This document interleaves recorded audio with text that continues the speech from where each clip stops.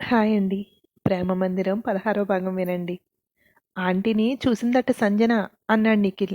ఏంటి? అంది ప్రభ. సంజన ఆంటీని మనం ఉండే ఏరియాలోనే ఎక్కడో చూశాను అంటోంది అన్నాడు. అవునా? అదేంటి మరి? ఆ సుందర్గాడు మెంటల్ హాస్పిటల్లో ఉందని చెప్పాడు అంది ప్రభ. మెంటల్ హాస్పిటల్లోనా? అన్నాడు నిఖిల్.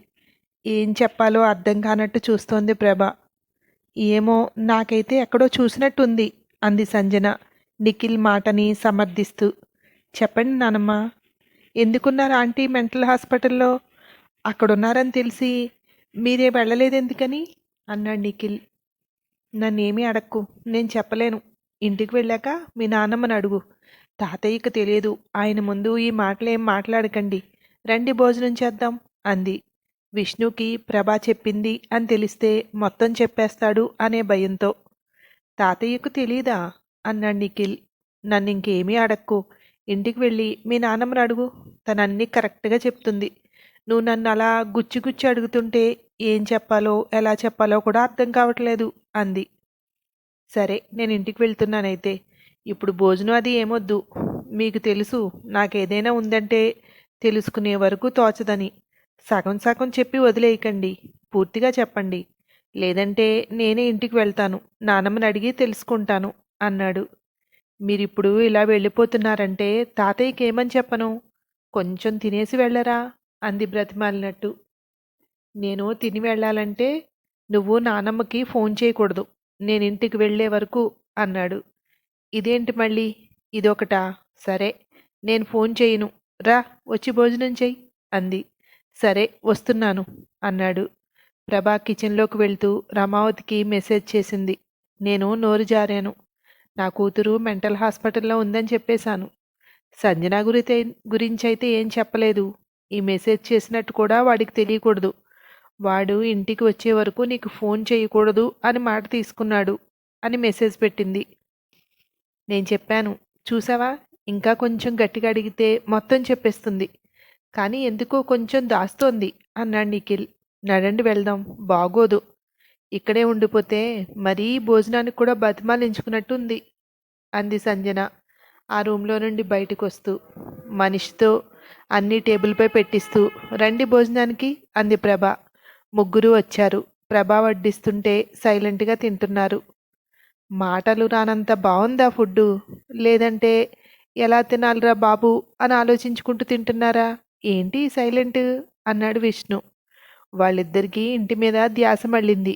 ఏదో మొక్కుబడికి కొంచెం తినేసి వెళ్ళిపోతే గొడవ ఉండదని అంది ప్రభ. అలా ఏం కాదులేండి మేడం, ఫుడ్డు చాలా బాగుంది. ఇంపార్టెంట్ పని గుర్తొచ్చింది, అందుకే ఫాస్ట్గా తినేస్తున్నారు అంది సంజన. ఒకరినొకరు బాగానే సమర్థించుకుంటున్నారా అన్నాడు విష్ణు. అందరూ మీలాగే ఉంటారా? ఏ తప్పు చేస్తుందా పట్టుకుందామని అంది ప్రభ.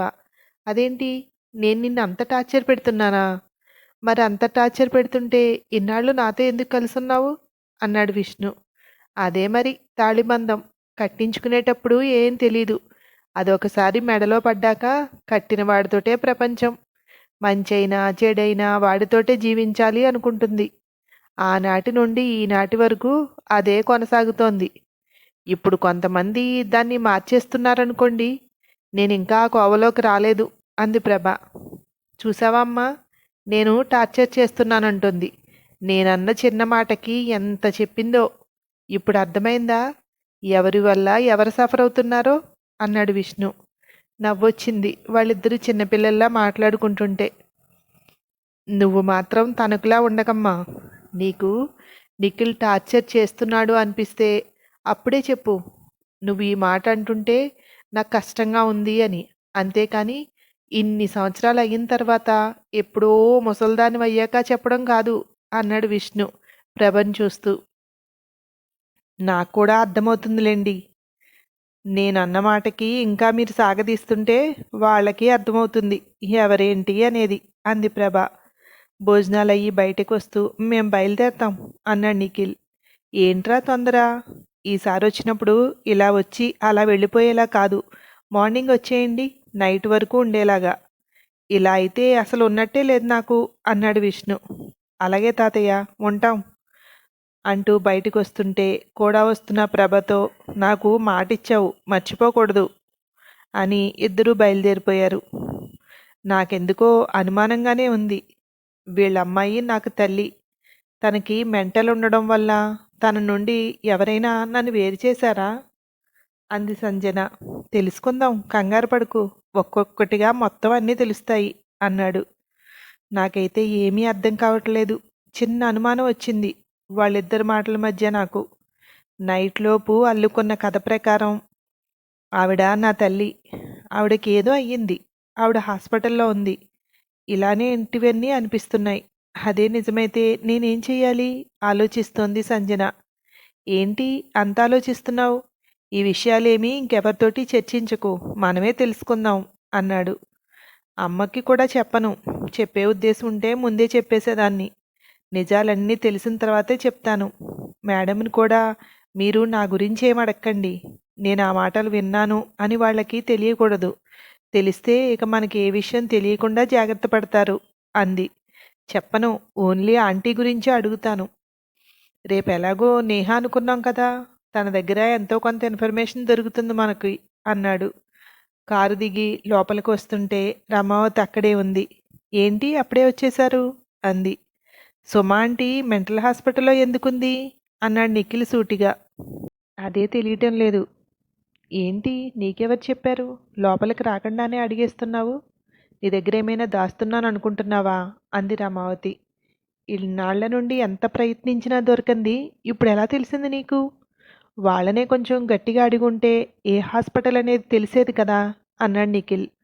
నేను తెలుసుకుంటున్నాను. నువ్వు దీనిలో ఇన్వాల్వ్ కాకు, శత్రువులు పెరుగుతారు అంది. చాలా సంవత్సరాలుగా కనిపించిన ఆంటీ గురించి ఇప్పుడెలా తెలిసింది? ఆంటీ కోసం నేను వెతికితే శత్రువులు ఎందుకు పెరుగుతారు? ఆంటీ కనిపించకపోవడానికి మన ఫ్యామిలీకి ఏదైనా సంబంధం ఉందా అన్నాడు.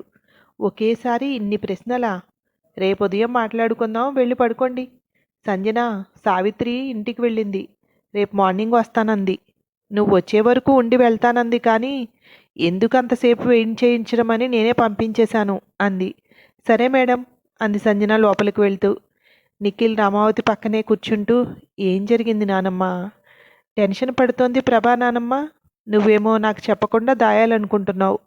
ఏం జరిగిందో నేను తెలుసుకోకూడదా అన్నాడు. తెలుసుకునే అంత పెద్ద విషయం ఏమీ లేదక్కడ. సుమ మెంటల్ హాస్పిటల్లో ఉందని తెలిసింది. ఏ హాస్పిటల్లో ఇంకా తెలియలేదు. బెంగళూరు హాస్పిటల్లో ఉందని ఇన్ఫర్మేషన్ అంతే. ఇక అంతకు మించి ఒక్క అడుగు కూడా ముందుకు కదలలేదు అంది. నా క్లాస్మేట్ వాళ్ళ డాడీ సైక్రాటిస్ట్. వాళ్ళది బెంగళూరు. ఆయనకి ఏమైనా తెలుస్తుందేమో. ఆయనకి ఆంటీ ఫోటో పంపిద్దామా అన్నాడు.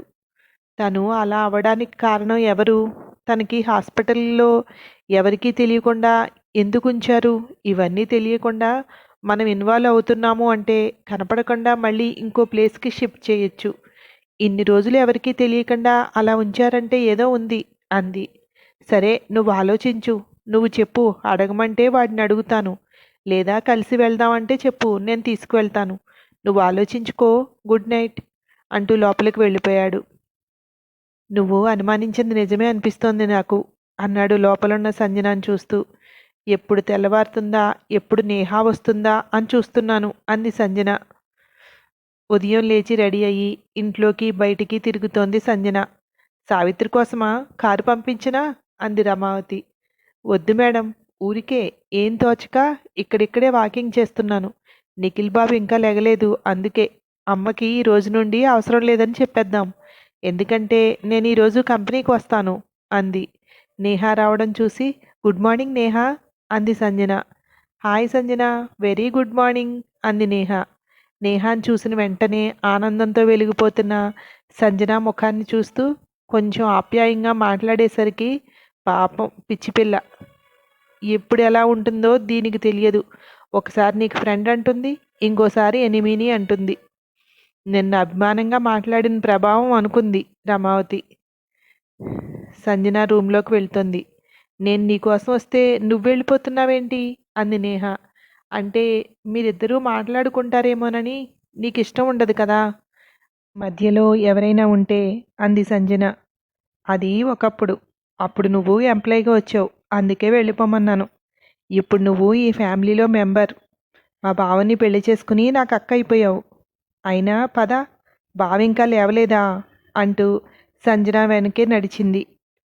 లోపలికి వస్తూ, ఏంటి మీరిద్దరూ ఒకే బెడ్ షేర్ చేసుకోవడం లేదా అంది. చిన్నపిల్లవి చిన్నపిల్లలా మాట్లాడు అంది సంజన. చిన్నపిల్లనా? నేనా? నా వయసుకి మా అమ్మకి నేను పుట్టేశానట తెలుసా? గుడ్ మార్నింగ్ బావా అంది నిఖిల్ని చూస్తూ.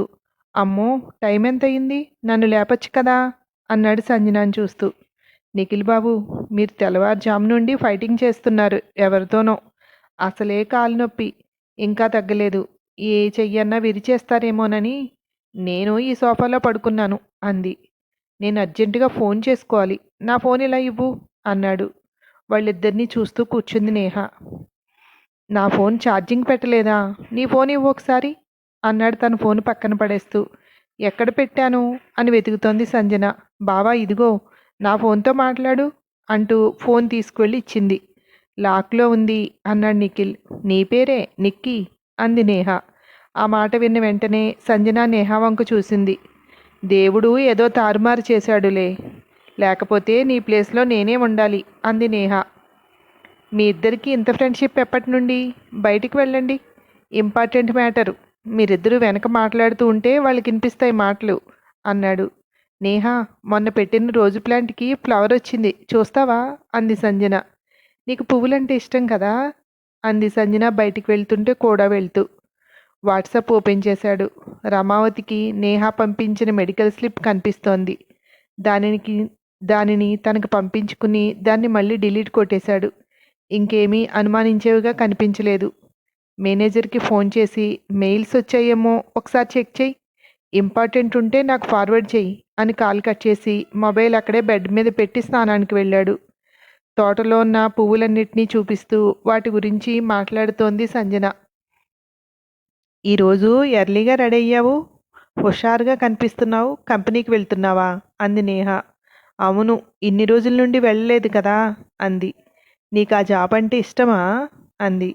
అవును నేహ, ఆ వర్కర్స్ అందరితో మాట్లాడుతుంటే ఏదో నా ఫ్యామిలీ మెంబర్స్తో మాట్లాడుతున్నంత ఆప్యాయంగా అనిపిస్తాయి నాకు వాళ్ళ మాటలు అంది. ఒక్కసారిగా తన ఫోన్ గుర్తొచ్చింది నేహాకి. ఫోన్లో వాట్సాప్ ఆన్ చేయడు కదా అనుకుంది నేహ. అయ్యో, మెడికల్ స్లిప్ డిలీట్ చేసేవలసింది, చూశాడేమో అనుకుంది. లేదే, డిలీట్ చేసేసాననుకుంటా. లేదు, మళ్ళీ తీసానేమో, ఏమో గుర్తు రావట్లేదు అనుకుంది నేహ. అలా ఆలోచిస్తుంటే కంగారుగా అనిపించింది నేహాకి. వెళ్దాం, నేను ఇంటికి వెళ్ళి కాలేజీకి వెళ్ళాలి అంది. నేహ సంజన ఇద్దరు లోపలికి వచ్చారు. నిఖిల్ రెడీ అయ్యి రూమ్ నుండి బయటకు వస్తూ నేహ ఫోన్ తీసుకుని వచ్చాడు. ఇదిగో నీ ఫోన్ అని ఇచ్చాడు. రమావతి నేహ వంక ప్రశ్నార్థకంగా చూస్తోంది. ఎవరికో ఫోన్ చేసుకుంటానన్నావు, చేశావా అంది నేహ రమావతి చూపులకు సమాధానంగా. నీ ఫోన్ ఏమైందిరా అంది రమావతి. నైటు ఛార్జింగ్ పెట్టమన్నాను, సంజన మర్చిపోయినట్టుంది, ఇదిగో ఇప్పటికి చచ్చి 20% ఎక్కింది. కంపెనీకి వెళ్ళాక పెట్టుకోవాల్సిందే అన్నాడు. నేను వెళ్తున్నాను, అమ్మమ్మ బాయ్, బావా బాయ్ అంది నేహ. ఇప్పటి వరకు ఉండి తినకుండా ఎలా వెళ్తావు, మాతో పాటు నువ్వు కూడా టిఫిన్ తిను అంది రమావతి. మా అమ్మ ఇప్పటికే తిట్టుకుంటూ ఉండుంటుంది, టిఫిన్ తినకుండా ఎక్కడికి పోయిందో ఇది అని. నాకు కాలు నిలబడదు తెలుసు కదా, ఒక్కసారి ఇక్కడికి వచ్చి చూసి వెళ్దామన్నట్టు వచ్చేసాను. మీరిద్దరూ కంపెనీకి వెళ్తున్నారు కదా, నాకు రావాలనుంది మీతో అంది నేహ. ముందు నీ చదువు కంప్లీట్ చేయి, అప్పుడు వద్దు గాని కంపెనీకి అన్నాడు నిఖిల్. బావా, ఇది నీ ప్రామిస్గా తీసుకుంటున్నాను, నా చదువు కంప్లీట్ అయ్యాక నాకు జాబ్ ఇవ్వాలి అంది నేహ. మీ నాన్న చెయ్యనిస్తాడా? మీ కంపెనీ వదులుకొని మా కంపెనీలోకి రానిస్తాడా అంది రమావతి. నా చదువు కంప్లీట్ అయ్యేసరికి మా నాన్న ఎక్కడుంటాడో, ఆ బిజినెస్ ఏమవుతుందో, నాకైతే ఇవన్నీ తలుచుకుంటే ఏమీ అర్థం కావట్లేదు అంది నేహ. అదేంటి, మావయ్య ఎక్కడుంటాడు? కాకపోతే ఒకటి, నీలో టాలెంట్ ఏంటో తెలిసే వరకు మా కంపెనీకి పంపిస్తాడులే అన్నాడు నిఖిల్. నిజమే, అలాంటి తెలివితేటలు ఎక్కువే వాడికి అంది రమావతి. మా డాడీని మరీ తెలివి తక్కువగా అంచనా వేయకు, ఎంత తెలివైనోడు కాకపోతే ఒక్క విషయాన్ని ఇన్ని సంవత్సరాలు దాయగలిగాడు అందరి నుండి అంది నేహ. ఏ విషయం దాచాడు? నీ దగ్గర నువ్వు వాళ్ళ కూతురువి కాదా? ఈ నిజం నీకు ఇప్పుడే తెలిసిందా అన్నాడు. నిఖిల్ వెంటనే సర్దుకుంటూ, అలాంటి నిజం ఏదైనా తెలిస్తే వెంటనే మా నాన్న ఎవరో తెలుసుకుని వాళ్ళ ఇంటికి వెళ్ళిపోతాను. నా బ్యాడ్ లక్ ఏంటో తెలుసా? నేను మా నాన్న కూతుర్నే అంది నేహ. మీ అమ్మ తిడుతుంది. ఇంటికి వెళ్ళి టిఫిన్ తింటానన్నావు. మీ కాలేజీ టైం అవుతుంది, ముందు వెళ్ళు అంది రమావతి. రమావతి వైపు చూసింది నేహ. ఎందుకు పంపిస్తుందో అర్థమైంది. ఇక్కడే ఉంటే ఏదో ఒకటి వాగుతానని అనుకుని, సరేలే నేను వెళ్తున్నాను, బాయ్ అందరికీ అంటూ వెళ్ళిపోయింది. ముగ్గురు డైనింగ్ టేబుల్ దగ్గర కూర్చున్నారు. నీ ఫోన్ కావాలి ఒకసారి అంది రమావతి. దేనికి అని కూడా అడగకుండా దగ్గరికి జరిపాడు నిఖిల్. టిఫిన్ తినడం కంప్లీట్ అయ్యి లేచి వెళ్తూ ఫోన్ పట్టుకుని వెళ్ళింది. మేడంకి మీరు ఏదైనా తెలుసుకున్నారేమో అనే డౌట్ వచ్చింది. అందుకే ఫోన్ చెక్ చేస్తారు అంది సంజన. చూసినా ఏం పర్లేదు, నో యూజ్, అన్నీ డిలీట్ కొట్టాను అన్నాడు. మేడం ముందు ఈ టాపిక్స్ ఎప్పుడూ మాట్లాడకండి. ఆమె ప్రయత్నాలు ఆమె చేస్తున్నారు కదా, మన ప్రయత్నం మనం చేద్దాం అంది. రమావతి రావడం కనిపించి ఇద్దరూ సైలెంట్గా లేచి వెళ్ళడానికి రెడీగా నిలబడ్డారు. మీరిద్దరూ వెళ్ళండి, నేను వెనకే వస్తాను అంటూ నిఖిల్ ఫోన్ ఇచ్చేసింది. ఇద్దరూ వెళ్తూ, దొరికిందా ఏదైనా? నేహ మొబైల్లో అంది Sanjana. Mental hospital medical slip దొరికింది. దాన్ని నా ఫ్రెండ్కి పంపించాను, తెలుసుకుని చెప్తానన్నాడు అన్నాడు. వీళ్ళు కంపెనీకి వెళ్ళిన ఒక అరగంటకి ఫోన్ వచ్చింది. హలో చెప్పరా అన్నాడు నిఖిల్. ఆవిడ చాలా రోజులుగా అదే హాస్పిటల్లో ఉన్నారు. ఇప్పుడు మా డాడీ చేసేది కూడా అదే హాస్పిటల్. ఎందుకో తెలియదు కానీ ఆవిడ ఫుల్ సెక్యూరిటీతో ఉంటారట ఎప్పుడు. ఆవిడ హెల్త్ కండిషన్ అయితే ఒకసారి నార్మల్గా కనపడతారు, ఒక్కొక్కసారి బాగా ఓవర్గా బిహేవ్ చేస్తారట. అంటే కొట్టడం అలా అన్నాడు. మేము వస్తే ఒకసారి కలిసే ఛాన్స్ ఉంటుందా అన్నాడు నిఖిల్. అదే అడిగాను. డాడీ కష్టం అంటున్నారు. ఇప్పటి వరకు ఆమె గురించి వచ్చేదైతే ఒకే వ్యక్తి, ఇంకెవరూ రారు. డాడీకి అతని పేరు కూడా గుర్తులేదు. కావాలంటే రిజిస్టర్ చూసి చెప్తానన్నారు అన్నాడు. ఒకసారి కనుక్కో, ఏమాత్రం వీలున్నా మేము ఒకసారి వచ్చి కలుస్తాం అన్నాడు నిఖిల్. అడుగుతాను, ఏమాత్రం అవకాశం ఉన్నా నీకు ఫోన్ చేస్తాను. కొంచెం రిస్క్ ఏమో అంటున్నారు, మీ దగ్గర వాళ్ళు ఎవరైనానా అన్నాడు నిఖిల్. అవునురా, కొంచెం రిక్వెస్ట్ చేయి మీ డాడీని. ఈ పని చేశావంటే నాకు చాలా పెద్ద ఉపకారం చేసినట్టు నువ్వు అన్నాడు. సరే మ్యాక్సిమం ట్రై చేస్తాను, బాయ్ అని కాల్ కట్ చేశాడు. సంజన దగ్గరికి వెళ్ళాడు నిఖిల్. అక్కడే ఉన్నారు, అదే హాస్పిటల్. కానీ కలవడం కష్టం అంటున్నారట. ట్రై చేయమన్నాను, ఏమాత్రం వీలున్నా వెళ్దామా అన్నాడు నిఖిల్. వెళ్ళి ఏం చేస్తాం, ఊరికే చూసి రావడమే కదా అంది సంజన. ఒక పని చేద్దాం, ముందు మనం వెళ్దాం. మనం చూసిన తర్వాత అక్కడే ఉండి ఫోన్ చేద్దాం. అప్పుడు నానమ్మ, ప్రభా నానమ్మ అందరూ వస్తారు అన్నాడు. ఇది బాగుంది, అలా కలుద్దాం అనుకుంటే వెళ్ళిపోదాం. ఇప్పుడే వెళ్ళి మనమే రిక్వెస్ట్ చేద్దాం ఆయన్ని, అప్పుడు ఇంకా ఈజీ అవుతుంది కదా అంది. కానీ నానమ్మకి ఏమని చెప్పాలి అన్నాడు. ఎందుకు చెప్పడం, వెళ్ళేటప్పుడు చెప్పొద్దు అనుకున్నాం కదా, అక్కడ ఉండగా ఫోన్ చేసి చెప్దాం అంది. సరే నీ పని ఏమైనా ఉంటే తొందరగా కంప్లీట్ చేసిరా, నానమ్మ వచ్చేలోపే మనం ఇక్కడి నుండి వెళ్ళిపోవాలి అన్నాడు. ఓకే అని వెళ్ళి తన దగ్గరున్న ఫైల్ మేనేజర్కి ఇచ్చి